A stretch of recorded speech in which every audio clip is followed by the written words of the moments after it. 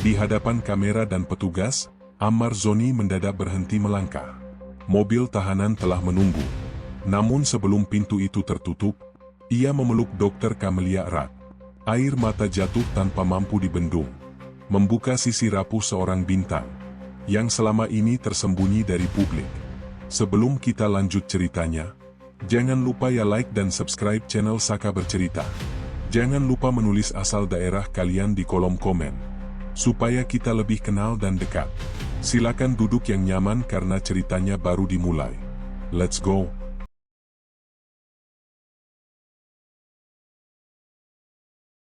Pagi itu, halaman lokasi penahanan berubah menjadi pusat perhatian nasional. Deru kendaraan siaran langsung, barikade petugas, dan kerumunan jurnalis menciptakan atmosfer tegang sejak matahari belum sepenuhnya naik. Saya berdiri di sisi Ammar Zoni, memastikan seluruh prosedur berjalan sesuai ketentuan hukum. Tidak ada improvisasi, tidak ada perlakuan khusus. Semua berlangsung formal. Namun di balik ketertiban itu, tekanan terasa nyata. Ammar berdiri dengan kepala sedikit tertunduk. Wajahnya terlihat datar, tetapi tubuhnya berbicara lain. Bahunya kaku, napasnya tertahan, seolah setiap tarikan udara membutuhkan usaha lebih. Sorotan kamera terus mengikuti setiap gerakannya. Dalam hitungan detik, satu ekspresi kecil dapat menjadi tajuk utama. Saya menyadari betul bagaimana mekanisme pemberitaan bekerja. Dan pagi itu, semua mata tertuju pada satu figur. Sebagai pengacara, tugas utama saya adalah memastikan hak klien terlindungi. Namun pada momen seperti ini, peran itu tidak berhenti pada pasal dan prosedur. Saya melihat Ammar bukan hanya sebagai klien, tetapi sebagai individu yang sedang berada di bawah tekanan berlapis. Proses hukum adalah satu hal. Tekanan publik adalah hal lain yang tak kalah berat.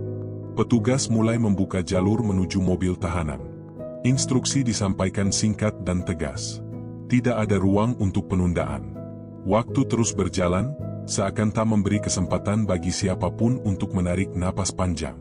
Di titik ini, saya memahami bahwa peristiwa hari itu tidak akan dicatat sebagai proses hukum biasa. Ia akan dikenang sebagai momen ketika sisi manusiawi seorang figur publik terbuka di hadapan bangsa. Ketika Ammar mulai melangkah ke depan, intensitas peliputan meningkat signifikan. Kilatan lampu kamera menyambar bertubi-tubi, menciptakan suasana yang panas dan menekan. Pertanyaan wartawan datang tanpa jeda. Sebagian disampaikan dengan nada datar, mencari konfirmasi. Sebagian lain terdengar tajam, seolah menuntut pengakuan di ruang terbuka. Saya bergerak setengah langkah di depannya, menjaga jarak aman agar situasi tetap terkendali. Namun pagar besi dan barisan petugas tidak sepenuhnya mampu menahan tekanan massa. Ammar menarik napas dalam, lalu menghembuskannya perlahan. Ritmenya tidak stabil. Tangannya mengepal, lalu terbuka kembali. Gerakan kecil itu berulang, menjadi sinyal jelas bahwa tubuhnya sedang bereaksi terhadap tekanan psikologis yang berat. Dalam praktik hukum, saya telah mendampingi banyak klien di situasi sulit. Namun jarang saya melihat tekanan mental yang begitu telanjang di ruang publik. Ammar tidak hanya menghadapi proses hukum. Ia berdiri di tengah arus penilaian sosial yang deras, tanpa ruang untuk berlindung. Popularitas yang selama ini menjadi modal, pagi itu berubah menjadi sorotan yang membebani. Di luar pagar, suara publik bercampur dengan spekulasi. Potongan kalimat bernada tuduhan terdengar jelas. Ammar tetap berdiri, mencoba mempertahankan kendali. Namun saya bisa melihat kelelahan di wajahnya. Di titik ini, ia bukan sekadar subjek hukum. Ia menjadi simbol yang sedang dibaca, ditafsirkan, dan dihakimi oleh banyak pihak sekaligus. Situasi mulai berubah ketika Dr. Camelia terlihat mendekat dari sisi barisan petugas. Langkahnya tenang, ekspresinya terkendali. Di tengah hiruk-pikuk peliputan, kehadirannya menghadirkan ritme yang berbeda. Ammar segera menyadarinya. Saya melihat perubahan itu secara langsung. Bahunya yang sejak tadi kaku perlahan turun. Napasnya sedikit lebih teratur. Tatapan Ammar yang sebelumnya kosong mulai menemukan arah. Ia berdiri lebih stabil, seolah mendapat pijakan di tengah tekanan. Dari sudut pandang saya, reaksi ini tidak mungkin direkayasa. Ini respons emosional yang lahir dari rasa aman. Dokter Camelia tidak berkata apapun. Ia hanya hadir. Namun kehadiran itu memiliki dampak yang nyata. Sebagai pengacara, saya terbiasa membaca dinamika manusia dalam situasi krisis. Dan momen ini berbicara jelas. Relasi antara Ammar dan Dokter Camelia bukan sekadar formalitas. Ada kepercayaan yang terbangun dari proses pendampingan yang panjang dan serius. Fakta ini penting untuk dipahami publik agar peristiwa hari itu tidak dibaca secara dangkal. Di tengah tekanan prosedural dan sorotan nasional, Ammar menemukan satu titik keseimbangan. Kamera terus merekam. Namun bagi saya, yang terpenting adalah bagaimana kehadiran tersebut mencegahnya jatuh lebih jauh. Di titik ini, saya menyadari bahwa kisah hari itu tidak lagi sekadar tentang proses hukum. Ia mulai bergerak menuju cerita yang lebih besar, tentang kesehatan mental dan dukungan manusia di tengah badai penilaian publik. Ammar berusaha menegakkan tubuhnya ketika barisan petugas kembali merapat. Dari posisi saya berdiri, terlihat jelas bagaimana ia mencoba mempertahankan kendali di hadapan kamera. Wajahnya tetap menghadap ke depan, namun rahangnya mengeras, menahan sesuatu yang nyaris runtuh. Tangannya bergetar halus, nyaris tak terlihat bagi mata awam, tetapi cukup jelas bagi saya yang berdiri di sisinya. Dokter Camelia berada tidak jauh darinya. Ia tidak melakukan gestur berlebihan. Tidak ada dialog panjang. Tidak ada dramatika. Namun kehadirannya menjadi poros yang menjaga Ammar tetap berdiri. Di tengah kebisingan suara kamera dan teriakan pertanyaan, keheningan di antara mereka justru terasa paling keras. Kontras ini menciptakan suasana tegang yang sulit dijelaskan dengan kata-kata sederhana. Sebagai pengacara, saya memahami bagaimana publik sering menilai situasi dari potongan visual. Namun apa yang terjadi pagi itu tidak bisa dipadatkan menjadi satu bingkai gambar. Ini adalah potret tekanan psikologis yang nyata. Ammar tidak sedang memainkan peran. Ia sedang bertahan. Setiap detik terasa panjang. Setiap gerakan kecil berpotensi menjadi tajuk utama. Sorotan media tidak memberi ruang untuk jeda. Beberapa wartawan semakin mendekat, mencoba menangkap ekspresi paling emosional. Ammar menunduk sejenak, lalu kembali menatap lurus. Usaha itu terlihat berat. Saya melihat keringat tipis di pelipisnya. Napasnya kembali memendek. Tubuhnya memberi sinyal bahwa batasnya semakin dekat. Di titik ini, saya menyadari bahwa situasi sedang bergerak menuju sesuatu yang tak terhindarkan. Ketegangan tidak lagi berada di permukaan. Ia sudah masuk ke lapisan terdalam. Dan apapun yang akan terjadi selanjutnya, akan menjadi momen penentu dalam narasi besar hari itu. Instruksi petugas terdengar kembali, lebih tegas dari sebelumnya. Jalur menuju mobil tahanan harus segera dilalui. Tidak ada ruang untuk menunda. Prosedur menuntut kepastian waktu. Di luar pagar, suara publik semakin meninggi.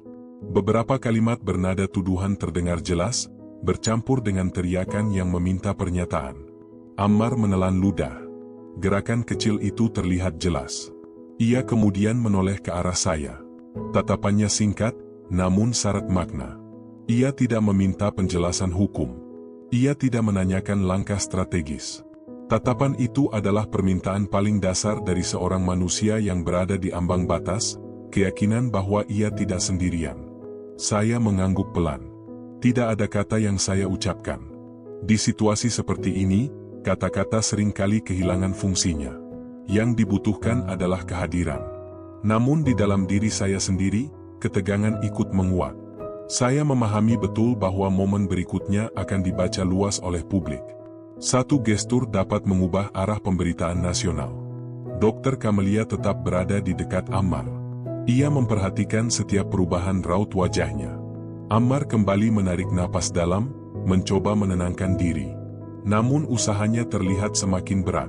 Tekanan yang ia hadapi bukan hanya berasal dari situasi hukum, tetapi juga dari ekspektasi publik yang menuntut ketegaran tanpa kompromi. Suasana di lokasi terasa rapuh. Semua pihak seolah menahan napas. Kamera terus merekam, tanpa empati, tanpa jeda. Saya menyadari bahwa kami telah berada di titik kritis. Dan ketika batas itu terlampaui, tidak ada lagi ruang untuk menutupinya dengan formalitas. Pelukan itu terjadi tepat sebelum Ammar melangkah masuk ke mobil tahanan. Tanpa aba-aba, tanpa rencana, ia bergerak mendekat dan memeluk Dokter Kamelia dengan erat. Tubuhnya langsung bergetar hebat. Tangisnya pecah, lepas, tanpa sisa kendali. Suara kamera kembali menggema, menangkap setiap detik momen tersebut. Inilah ledakan emosi yang selama ini tertahan. Ammar tidak lagi berusaha terlihat kuat.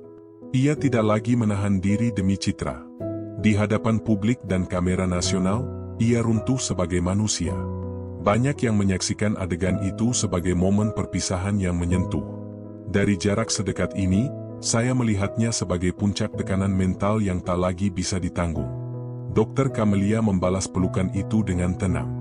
Tidak ada kepanikan. Tidak ada reaksi berlebihan. Sikapnya justru mempertegas bahwa momen ini bukan drama, melainkan kebutuhan emosional yang nyata.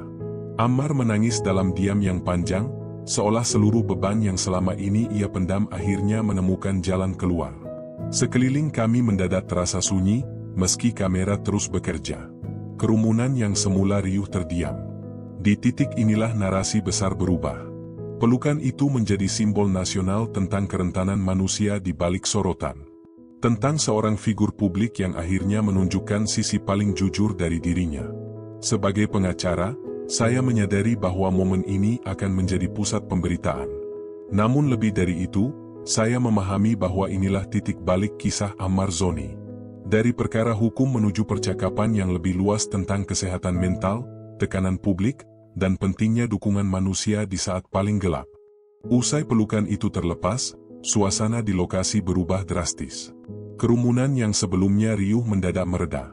Beberapa wartawan menurunkan kamera, seolah menyadari bahwa yang baru saja mereka saksikan bukan sekadar momen visual, melainkan peristiwa kemanusiaan.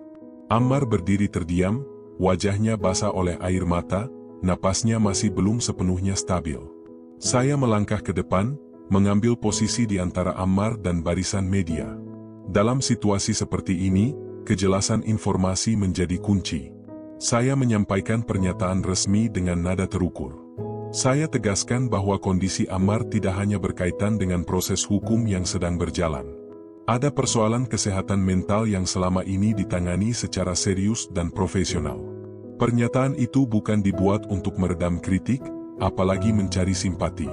Itu adalah fakta yang selama ini tidak menjadi konsumsi publik. Saya melihat perubahan nyata di wajah para jurnalis. Pertanyaan yang semula bernada tajam berubah menjadi lebih hati-hati. Narasi yang sebelumnya sederhana mulai terasa tidak cukup untuk menjelaskan kompleksitas situasi. Di titik ini, pemberitaan tidak lagi berdiri di atas satu sudut pandang. Muncul kebutuhan untuk memahami konteks yang lebih luas. Ammar tidak hanya diposisikan sebagai figur publik yang berhadapan dengan hukum, tetapi juga sebagai individu yang sedang berjuang melawan tekanan psikologis yang berat. Saya melanjutkan penjelasan dengan menegaskan peran Dokter Kamelia. Ia adalah profesional medis yang mendampingi Ammar dalam proses terapi psikologis yang berkelanjutan. Pendampingan tersebut dilakukan secara terukur, dengan tujuan menjaga stabilitas mental Ammar di tengah tekanan berlapis yang ia hadapi. Penegasan ini penting untuk meredam spekulasi liar. Momen pelukan yang sebelumnya ditafsirkan secara emosional kini memiliki konteks yang jelas. Beberapa kamera tetap menyala, namun nada peliputan berubah. Tidak lagi agresif. Tidak lagi mencari sensasi semata. Ada kehati-hatian yang jarang muncul dalam liputan kasus besar. Saya menyadari, di titik ini, arah pemberitaan mulai bergeser. Dari fokus semata pada proses hukum, menuju percakapan yang lebih luas tentang kesehatan mental, tekanan figur publik, dan batas kemampuan manusia. Pergeseran ini tidak terjadi karena strategi komunikasi, melainkan karena realitas yang terpampang jelas di depan mata. Sebagai pengacara, saya jarang menyaksikan perubahan atmosfer secepat ini. Namun pagi itu, keheningan yang muncul justru menjadi penanda bahwa publik mulai melihat peristiwa ini dengan perspektif yang berbeda. Ammar kemudian diarahkan kembali oleh petugas menuju mobil tahanan. Langkahnya masih terasa berat, namun lebih stabil dibandingkan sebelumnya. Ia tidak lagi gemetar. Kepalanya tertunduk, bukan karena malu, melainkan kelelahan yang mendalam. Saya berjalan di sampingnya hingga batas yang diperbolehkan prosedur. Pintu mobil terbuka. Ammar berhenti sejenak, menarik napas panjang, lalu melangkah masuk. Pintu itu ditutup perlahan, tanpa suara keras. Momen tersebut menjadi penanda berakhirnya satu fase dan dimulainya fase lain. Di luar lokasi, saya melihat para wartawan mulai mengirim laporan cepat. Judul-judul awal mulai berubah nada. Diskusi di ruang publik bergerak cepat. Media sosial dipenuhi perbincangan tentang kesehatan mental, tekanan terhadap figur publik, dan pentingnya dukungan emosional. Peristiwa ini tidak berhenti di lokasi kejadian. Ia menjalar ke ruang digital dan membentuk kesadaran kolektif yang lebih luas. Saya berdiri sejenak, menyadari bahwa tanpa direncanakan, momen ini telah membuka percakapan nasional yang selama ini sering dihindari. Mobil tahanan perlahan meninggalkan lokasi. Proses hukum akan berjalan sesuai ketentuan yang berlaku. Tidak ada yang berubah dari sisi prosedur. Namun bagi saya, peristiwa hari itu meninggalkan catatan penting yang melampaui berkas perkara. Sebagai pengacara, saya percaya pada supremasi hukum. Namun saya juga percaya bahwa keadilan tidak hanya berbicara melalui pasal dan putusan. Ia juga hadir dalam cara kita memandang manusia yang sedang jatuh. Ammar Zoni menjalani proses sebagai terdakwa, sekaligus sebagai individu yang sedang berjuang memulihkan kondisi mentalnya. Hari itu, publik disuguhkan lebih dari sekadar gambar dramatis. Mereka melihat kerentanan yang nyata. Dan dari kerentanan itu, lahir percakapan tentang empati, dukungan, dan batas ketahanan manusia. Bagi saya, inilah makna terdalam dari peristiwa tersebut. Ketika mobil itu menghilang dari pandangan, saya tahu satu hal pasti. Kisah ini tidak akan dikenang hanya sebagai berita hukum. Ia akan tercatat sebagai momen ketika hukum, kesehatan mental, dan kemanusiaan bertemu di ruang publik, meninggalkan jejak yang sulit dilupakan oleh bangsa.